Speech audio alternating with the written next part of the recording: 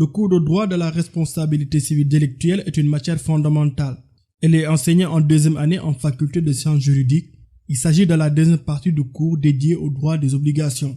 Il est utile de le rappeler, une obligation découle soit de la loi, soit d'un contrat, soit d'un délit ou d'un quasi-délit. Après une étude des obligations, à travers une de ces sources qui est le contrat, il convient maintenant d'étudier le droit des obligations sous l'angle des délits et quasi-délits. Par opposition au contrat qui est un acte juridique et qui se définit comme une manifestation de volonté générateur d'obligations, les délits et les quasi-délits sont des faits juridiques. Le fait juridique est un fait quelconque, un fait purement matériel, qui a aussi des effets de droit au même titre que le contrat. Par contre, ces effets de droit n'ont pas été voulus. Comme exemple de fait juridique, on peut citer le cas du décès, l'effondrement d'un immeuble, un accident de voiture, etc. Quand on étudie les délits et les quasi-délits, on touche au domaine de la responsabilité civile extra-contractuelle. C'est une forme de responsabilité qui existe en dehors de tout contrat.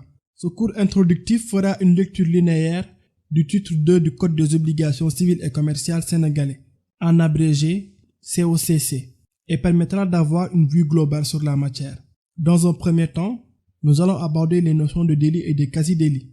Ensuite, nous ferons un bref aperçu sur le régime général de la responsabilité et pour terminer avec ce chapitre introductif, on fera un bref aperçu sur les régimes particuliers de responsabilité. La notion de délit. Le régime général de la responsabilité civile délictuelle trouve son organisation dans le titre 2 du Code des obligations civiles et commerciales. Ce titre est intitulé le délit. Deux choses doivent retenir notre attention sur la notion de délit. Pour le juriste pénaliste, la notion de délit renvoie à une catégorie d'infraction, à côté du crime et de la contravention. Il peut alors être surprenant de retrouver cette même notion alors qu'on est en matière civile.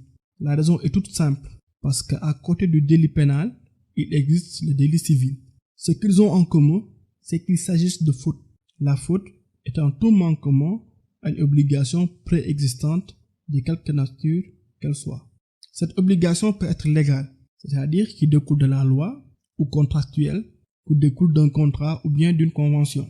La différence entre le délit civil et le délit pénal découle en partie du type de sanction qu'encourent deux auteurs.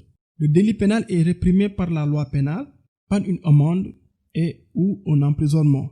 Le délit civil, quant à lui, est sanctionné en principe par l'allocation de dommages et intérêts.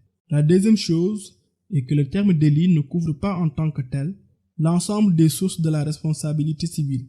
En réalité, à côté des délits, il existe les quasi-délits, eux aussi faits générateurs de responsabilité.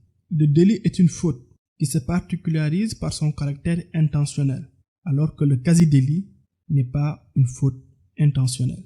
En matière de quasi-délit, ce qui est sanctionné, c'est plus l'imprudence ou la négligence de la personne et non son intention fautive.